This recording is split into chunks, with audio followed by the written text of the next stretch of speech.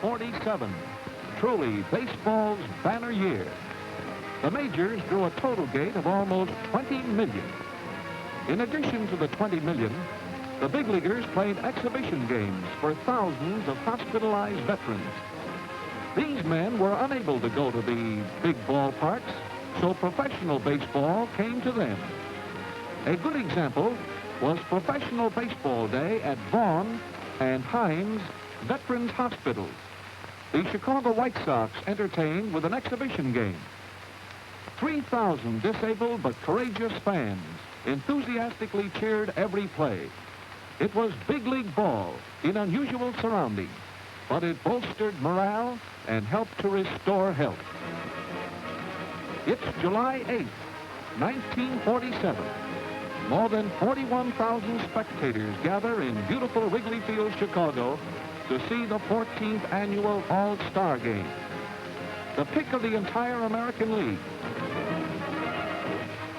is pitted against the National League's All-Star aggregation.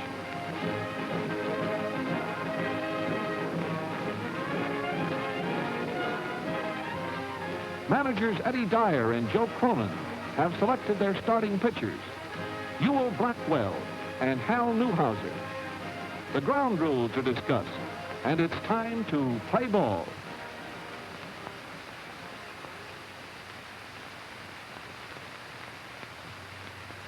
All through his 3-inning stretch of pitching, Blackwell is in fine form, holding the American League All-Stars to 1 hit and no run. Pitcher Frank Shea has 2 men away in the National League fourth. And then Johnny Mize meets one solidly and slams the long home run drive high into the right field bleachers. The National League leads 1-0. With Harry Burkeen hurling in the 6th, American leaguer Luke Appling bats for Buddy Lewis and singles to left.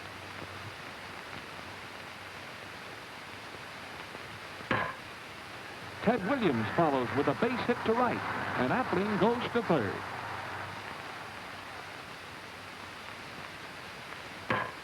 When DiMaggio bounces into a double play, Appling scores the tying run.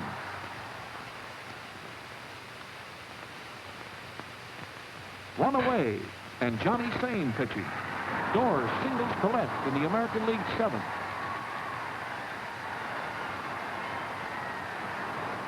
Bobby wastes no time stealing second.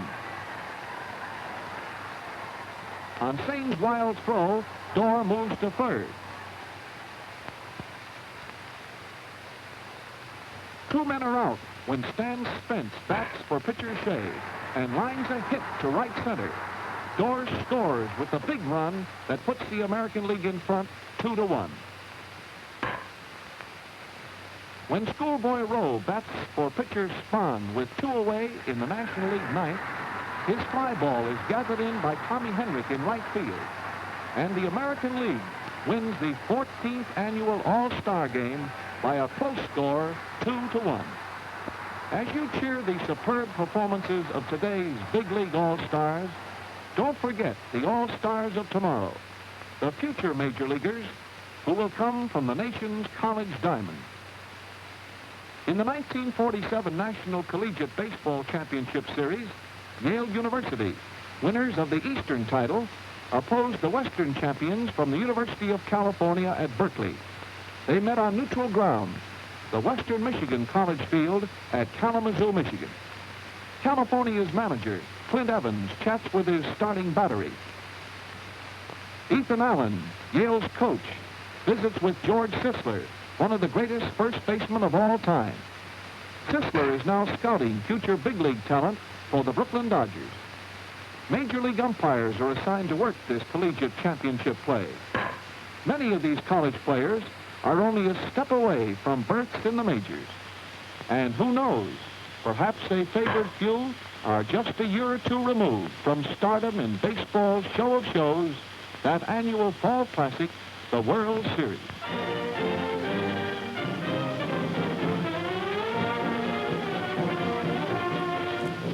The 1947 Major League pennant races are hardly over when thousands of eager fans start to gather at Yankee Stadium.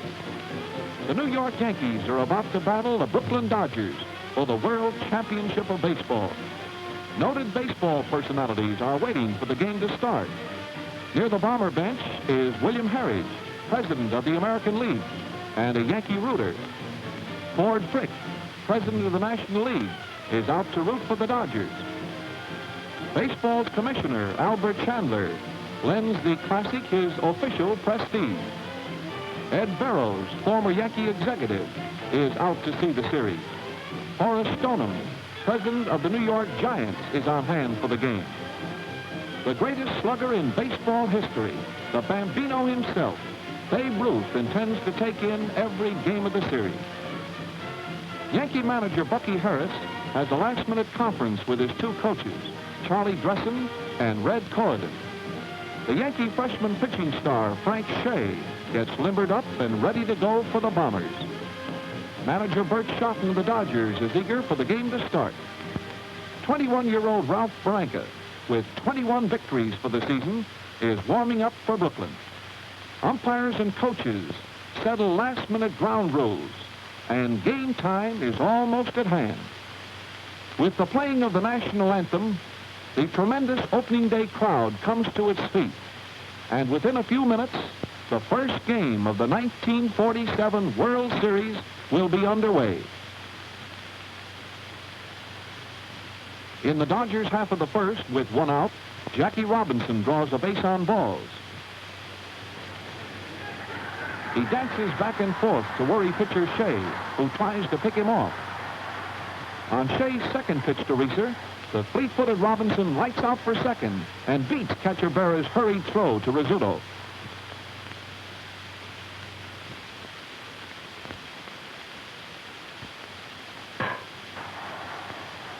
Pete Reeser taps the next pitch right back to Shea, and the surprise Jackie is trapped and run down between second and third.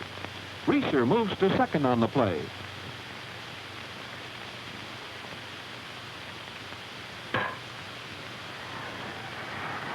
Dixie Walker's single to left brings Reeser across the plate with the first run of the 1947 World Series. The Dodgers still lead 1-0 in the fifth when DiMaggio makes the first Yankee hit of the series.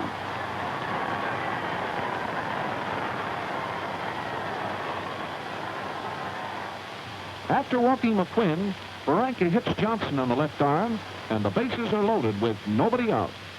Up comes Johnny Lindell.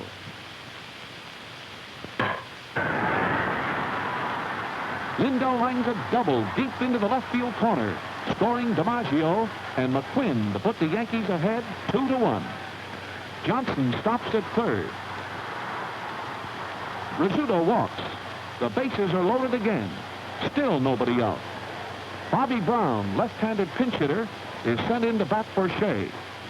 Yankee manager Bucky Harris is going all out for a big inning. With the count on Brown 2 balls and no strikes, pitcher Berman replaces Barranca, who had hurled hitless ball through 4 innings. Berman walks Brown, forcing Johnson over the plate. Score 3-1 Yanks.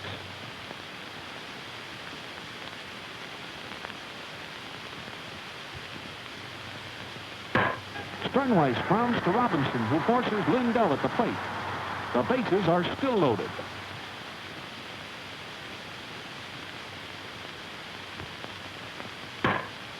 Tommy Henrich singles sharply to left, scoring Rizzuto and Brown with the 4th and 5th runs of the inning. That 5-run blast puts the Yankees in the lead 5-1.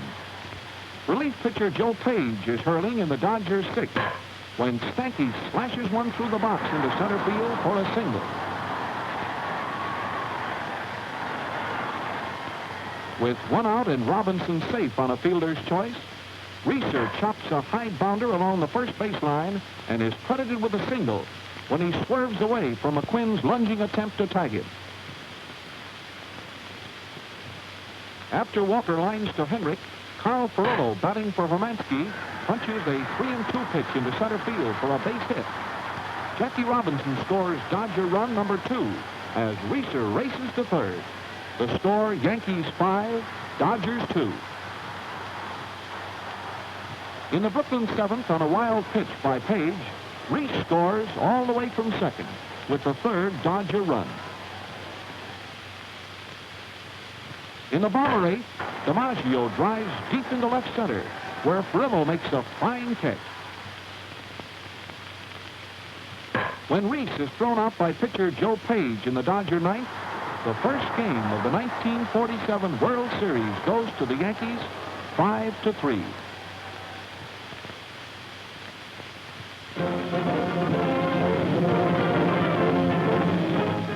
Yanks and Dodgers warm up for the second game of the series in Yankee Stadium. Manager Bert Schotten is starting the little southpaw, Vic Lombardi. Bucky Harris will pin Yankee hopes on the strong right arm of Allie Reynolds, who pitched 19 wins against 8 losses during the season. In the Yankee first, Sternwhite singles to right.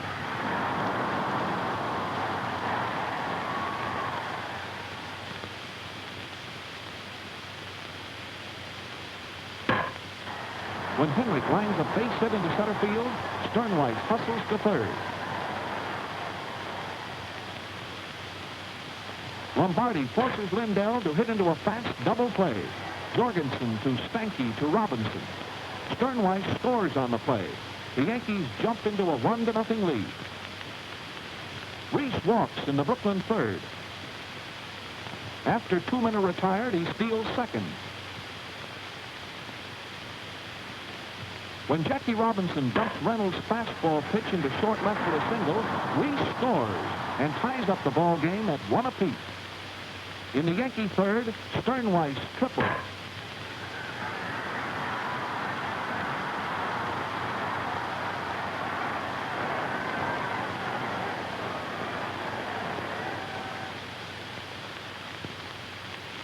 After Henrik fouls out, Johnny Lindell follows with a 3-base hit over Reeser's head into deep center field.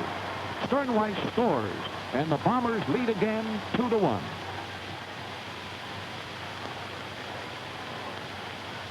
The People's Choice, Dixie Walker, takes a toe hold at the plate in the Dodger fourth and wallops a homer over the 344-foot marker far back into the right field stands, tying the score at 2-all. In the Yankee fourth, Bill Johnson gets 3 bases on a hit to center when Reeser falls down going after the long drive.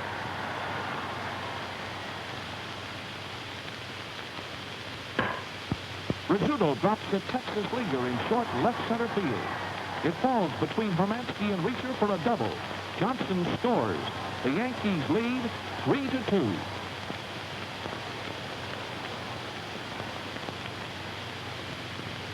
On the first pitch, Tommy Henrik opens the Yankee fifth with a rousing home run blast into the right center field bleachers.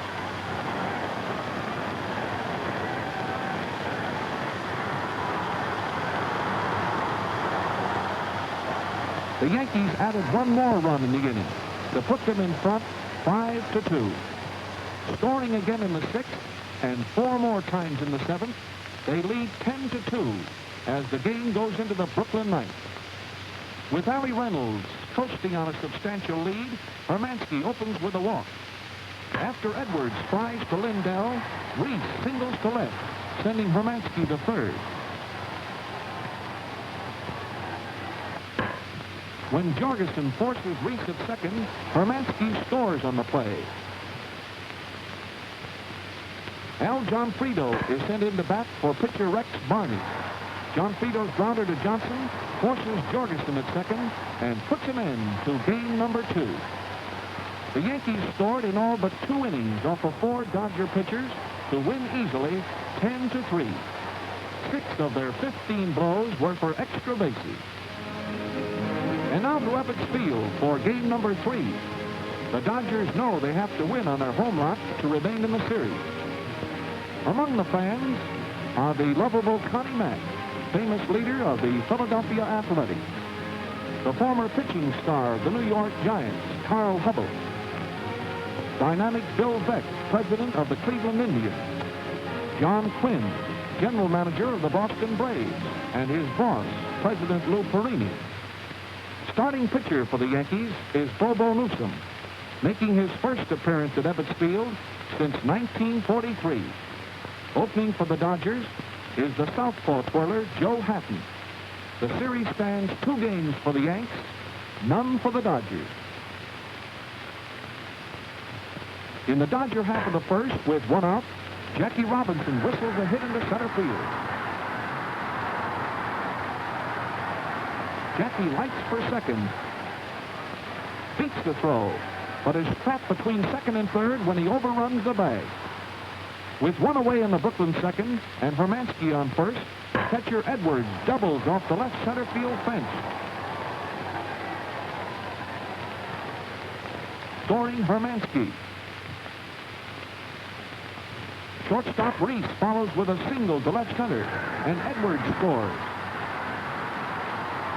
After Jorgensen's out, pitcher Hatton lines a hit to left, and Reese pulls up at second.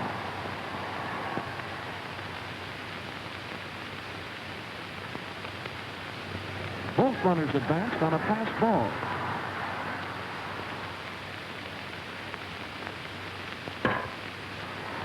Eddie Stanky wallops a killing blow to right field for the double. Scoring Hatton and Reese. The Dodgers lead 4-0. At this point, Harris replaces Newsom with the tall right-hander, Vic Raschi. Robinson greets Raschi with a base hit to right, and Stanky stops at third. Batting for Reeser, Carl Furillo promptly doubles off the scoreboard in right center to score Stanky and Robinson.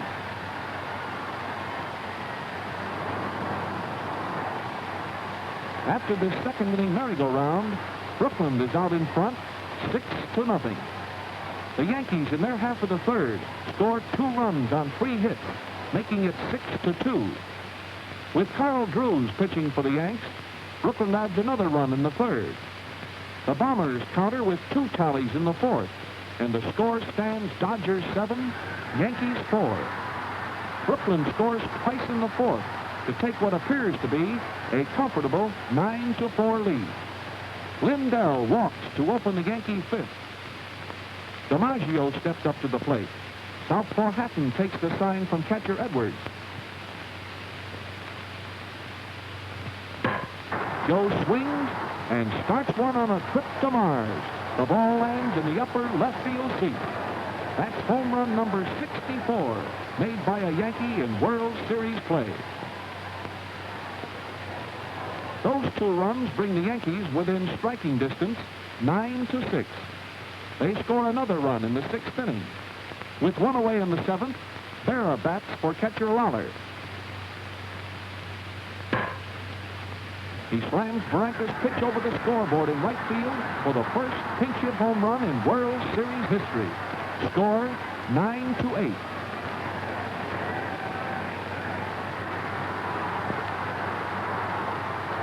At this point, manager Schotten brings in his ace relief pitcher, Hugh Casey.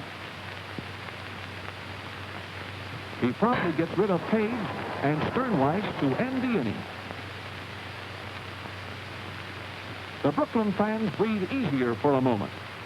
With Casey pitching in the ninth, Stanky whips out Berra, and it's victory number 1 for the Dodgers by a score of 9-8. Hugh Casey and the Dodgers are the toast of Flatbush tonight.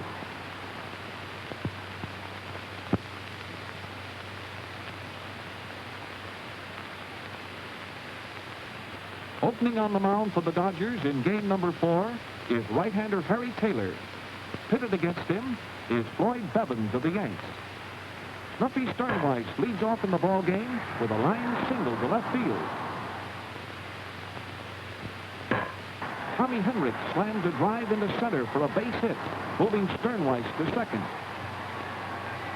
After Berra reaches first on Reese's error to fill the bases, DiMaggio walks, forcing Sternweiss in with run number 1.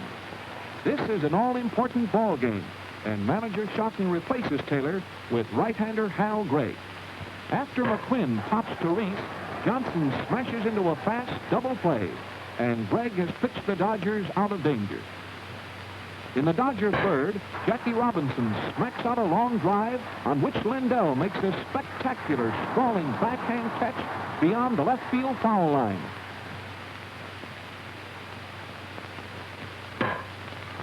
Bill Johnson opens the Yankee fourth with a triple deep into center field.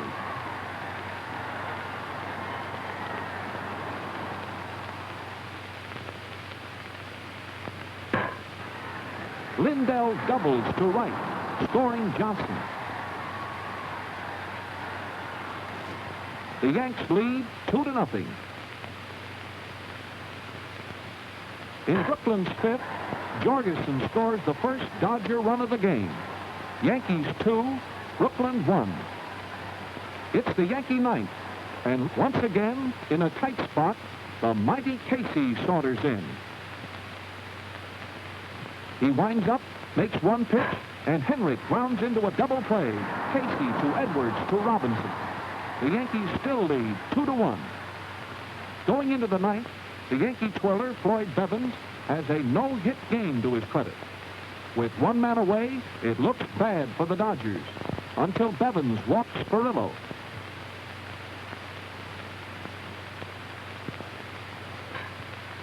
Jorgensen pops to first baseman McQuinn, and Bevins is only 1 out away from the first World Series no-hitter ever pitched. At this point, Al Gianfrido is put in to run for Sparillo, and the speedy little fellow promptly steals second on Berra's high throw. The Dodgers gambled everything on this one play. With first base now open, Pete Reeser is purposely passed. Mixis runs for Reeser. The Dodgers trail 2-1 in the last of the ninth. 2 men away, a man on first, a man on second. Manager Bert Schotten sends in Cookie Lavagetto to bat for Stanky. On the second pitch, Lavagetto slams one into right field against the wall where Henrik has trouble rounding it up. Behind Gianfrido, Mixis scores the winning run of the ball game. All Brooklyn is delirious with joy. Players and fans cheer Lavagetto. In the most dramatic finish ever witnessed in the 44-year history of World Series play, the swashbuckling Dodgers roared from behind to trim the Yanks 3-2 and square up the series.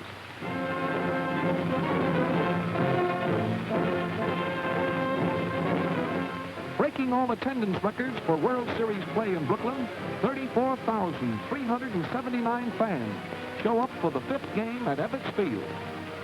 Dodger manager Schotten sends the young right-hander Rex Barney to the mound. Bucky Harris chooses the sensational freshman pitcher Frank Shea to make a second start in the series. Sternweiss walks, and the 5th game is underway. Tommy Henrik blasts a double to right center. Sternweiss pulls up at third. When pitcher Barney walks Lindell, filling the bases with no outs, the Dodgers are in trouble. Barney bears down, strikes out the dangerous Joe DiMaggio. McQuinn forces Sternweiss at the plate. Barney to Edwards for the second out. When Johnson fans, Barney completes a magnificent job of pitching to hold the Yankees scoreless in the first inning. With 2 away in the Yankee fourth, Barney walks both Robinson and Rizzuto.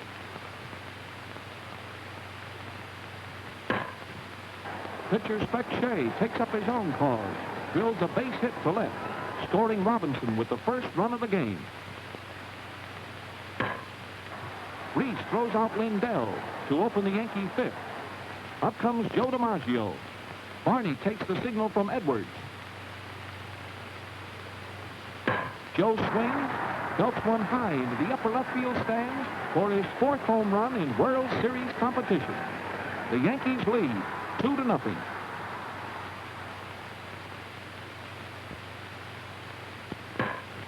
Gene Hermansky's single to right in the Dodger fifth is the first hit off of Shea. In their sixth, Al Gianfrido bats for pitcher Joe Hatton. Gianfrido walks. After Stanky fans, Reese walks, and the Dodgers are back in the ball game.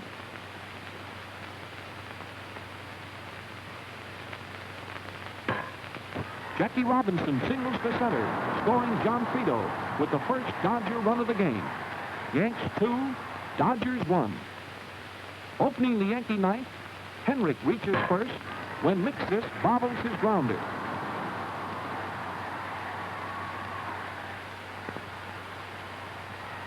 Lindell is hit by a pitch ball. Hugh Casey, who took up the Dodger pitching chore in the eighth, appears to be in trouble.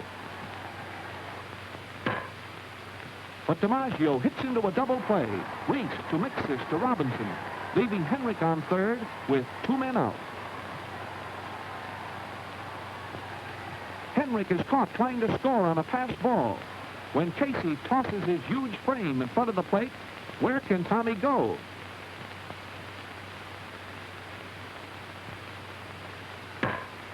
Edwards opens the last half of the ninth with a single to left. Vic Lombardi runs for Edwards, and Perillo sacrifices him to second. There are 2 men away when manager Schotten sends Cookie Lavagetto in to bat for Casey. On a 3-2 count, Lavagetto goes down swinging for the final out of the ball game. The Yanks manage to squeeze out a 2-1 victory that gives them a 1-game edge in the series. An all-time record throng of 74,000 jams Yankee Stadium to see game number 6.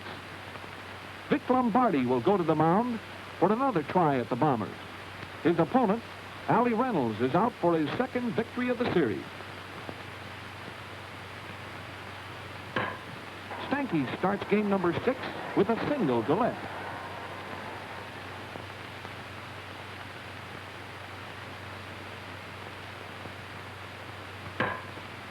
Reese follows with a single to center.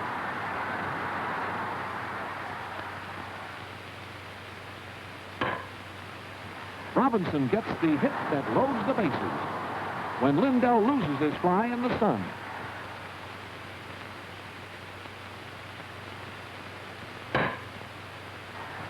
Dixie Walker grounds into a double play. Rizzuto to Phillips, and Stanky scores.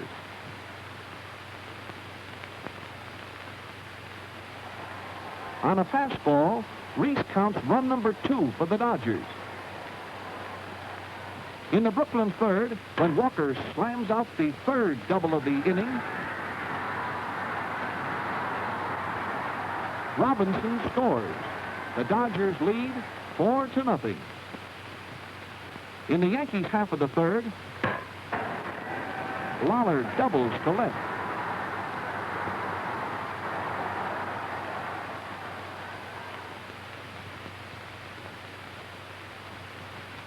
And moves to third on a wild pitch.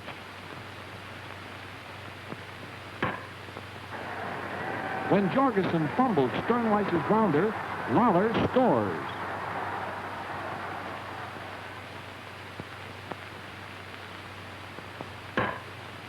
Henrik singles to center.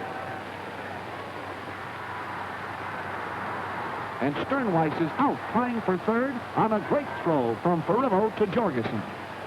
Henrik reaches second on the play. Lindell singles to right center, scoring Henrik.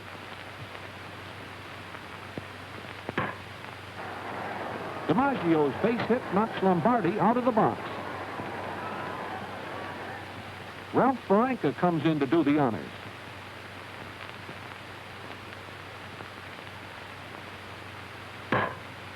Johnson singles to right field, scoring Lindell and sending DiMaggio to third. Bobby Brown, pinch hitting for Phillips, singles, scores DiMaggio with the run that ties the game at 4-all. The Yankees go ahead in the fourth when Berra slams a base hit over first that brings in Aaron Robinson. Eddie Stanky disagrees with umpire Eddie Rommel about Berra's drive, but the Yankees lead 5-4. With Joe Page pitching, Edwards opens the Dodgers sixth with a base hit to right.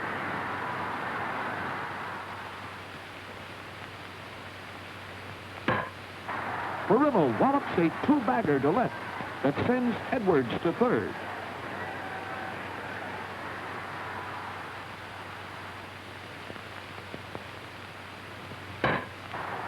Lavagetto batting for Jorgensen flies out to Berra. Edwards scores after the catch.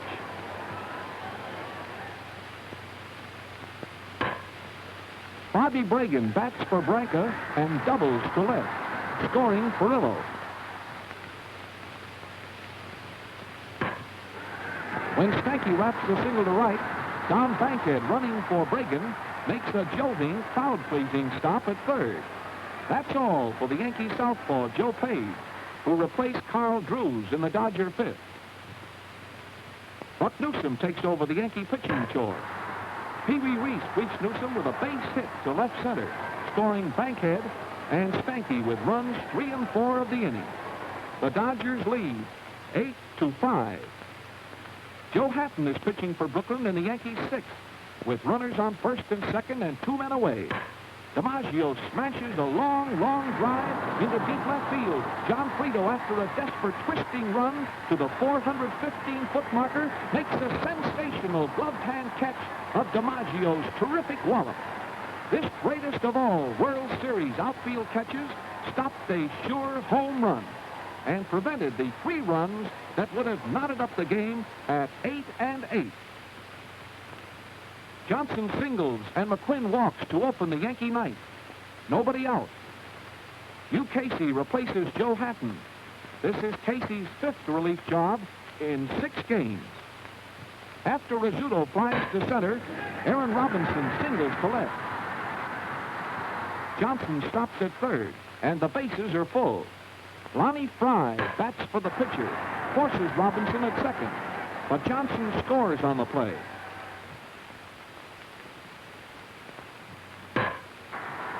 Hugh Casey throws out Sternweiss to end the 6th game. The Dodgers defeat the Yankees 8-6 and even the series at 3 games apiece.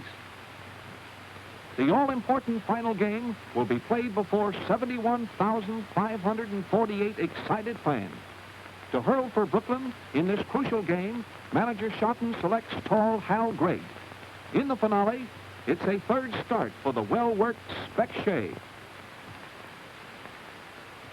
In the Brooklyn second, after 1 out, Hermansky smashes a line drive that hits the right field wall on 1 bounce. It skips past Berra, enabling Hermansky to stretch the hit into a 3-bagger.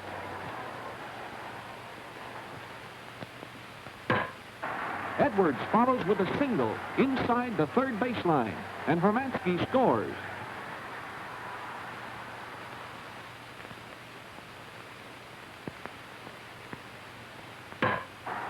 Carl Perillo bangs a base hit to center. Edwards stops at second. Floyd Bevins replaces Shea on the mound for the Yankees. The Dodgers lead 1-0, 1 out. John Jorgensen greets Bevins with a ground rule double that skips into the right field stands on 1 hop. Edwards scores, and the Dodgers take a 2-0 lead over the Yankees.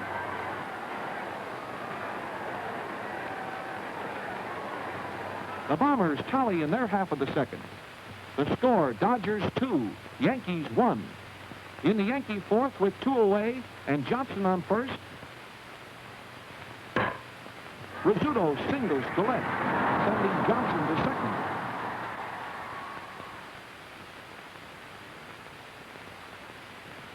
Bobby Bobby Brown bats for pitcher Bevins and slices a double to left that scores Johnson with the tying run and sends Rizzuto to third.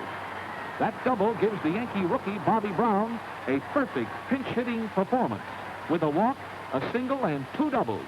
His 3 hits are a record for a series pinch hitter. The Dodgers send in Hank Bierman to replace Hal Gregg.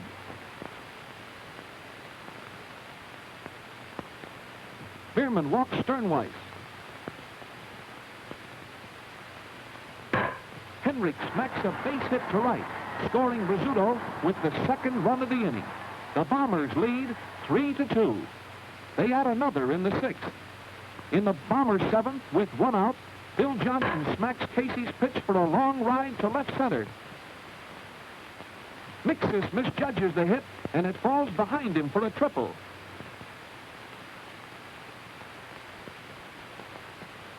On Aaron Robinson's fly to Mixis, Johnson scores after the catch. The Yankees lead 5-2. Southpaw Joe Page, who replaced Bevins in the 5th, has set down 13 successive batters. But in the Dodger 9th, with 1 out, Eddie Mixis wraps Page's pitch into center for a single.